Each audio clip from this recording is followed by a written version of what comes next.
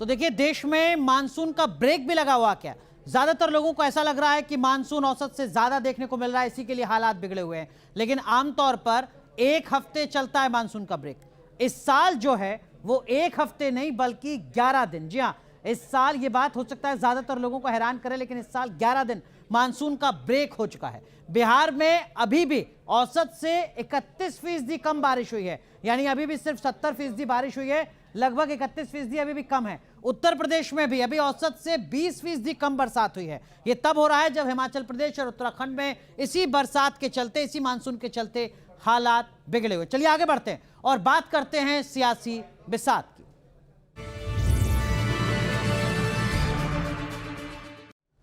तो मध्य प्रदेश और छत्तीसगढ़ चुनाव को लेकर हलचल तेज हो गई है। बीजेपी ने इन दोनों ही राज्यों में अपने उम्मीदवारों की पहली लिस्ट जारी कर दी है। दोनों राज्यों में इसी साल चुनाव होने हैं। बीजेपी ने पहली लिस्ट जारी करते हुए मध्य प्रदेश में 39 और छत्तीसगढ़ में 21 उम्मीदवारों के नाम का ऐलान कर दिया है। बुधवार को दोनों राज्यों में होने वाले विधानसभा चुनावों के मद्देनजर बीजेपी की केंद्रीय चुनाव समिति की बैठक हुई। इसी बैठक में उम्मीदवारों के नाम पर फैसला हुआ और आज लिस्ट जारी कर दी गई। तो कुछ आंकड़े हैं, इस बैठक से जुड़े कुछ पहलू हैं जिनको आपको समझना चाहिए। दरअसल में ऐसा पहली बार हुआ है जब बीजेपी ने चुनाव की घोषणा से काफी पहले उम्मीदवारों का ऐलान किया है। बात मध्य प्रदेश की करें तो जिन सीटों पर उम्मीदवारों का ऐलान हुआ है, ये सभी वो सीटें हैं जहां वर्तमान में कांग्रेस का कब्जा है। इनमें से ज्यादातर वो सीटें हैं जहां बीजेपी लगातार 2 या 3 बार से चुनाव हारती नजर आ रही है। भारतीय जनता पार्टी ने अपनी पहली लिस्ट में 2018 में चुनाव हारे 14 चेहरों को फिर से मौका दिया है। यानी एक रणनीति, वो रणनीति जो कहा जा रहा है कि कर्नाटक में कांग्रेस पार्टी ने अपनाई थी, यानी कर्नाटक में कांग्रेस पार्टी ने काफी पहले टिकटों का ऐलान कर दिया था। छत्तीसगढ़ की बात करें तो पहली लिस्ट में बीजेपी ने 21 उम्मीदवारों के नाम का ऐलान किया है।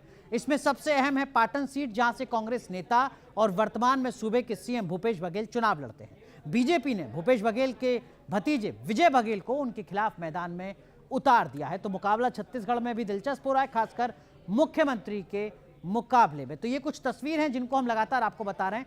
ये सवाल आपके जहन में भी होगा कि पहले उम्मीदवारों की घोषणा क्यों की गई।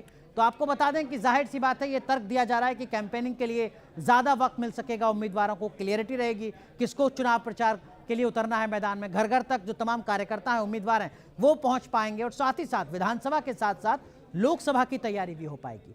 ये दरअसल में सी और डी कैटेगरी की सीट है जहां पर पहले उम्मीदवारों का ऐलान किया गया। सी और डी कैटेगरी मतलब वो जहां पर बीजेपी को ज्यादा चुनौती है। ए और बी कैटेगरी सीटों पर बाद में घोषणा होगी।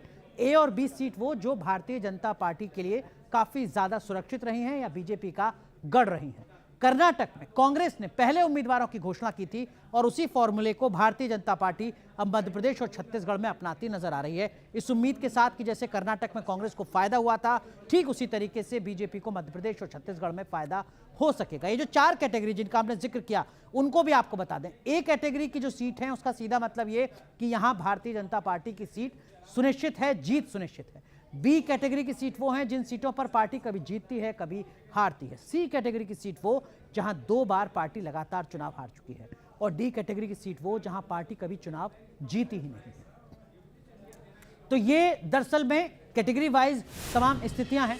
लेकिन इस बीच आपको बता दें कि भारतीय जनता पार्टी की जो चुनावी रणनीति है वो पहले से कैसे अलग है, किस तरह भारतीय जनता पार्टी इस फॉर्मूले को लागू करेगी, ज्यादा जानकारी दे रहे हैं हमारे सहयोगी विकास चंद्रा। 2024 के लोकसभा चुनाव के पहले होने वाले विधानसभा चुनावों को बीजेपी सेमीफाइनल के तौर पर ले रही है। लिहाजा विधानसभा चुनाव में पार्टी की जीत सुनिश्चित हो, इसके लिए पूरी ताकत अपनी झोंक दी है। पार्टी का मानना है कि अगर पहले ही प्रत्याशी को मैदान में उतार देंगे तो उसे कैंपेन करने का, अपना प्रचार करने का, अभियान चलाने का, घर घर तक पहुंचने का और प्रधानमंत्री नरेंद्र मोदी के पैगाम को लोगों तक पहुंचाने का वक्त मिल जाएगा, जिससे न सिर्फ पार्टी की स्थिति लोकसभा के लिए मजबूत होगी बल्कि विधानसभा में भी जीतने की संभावना बढ़ जाएगी।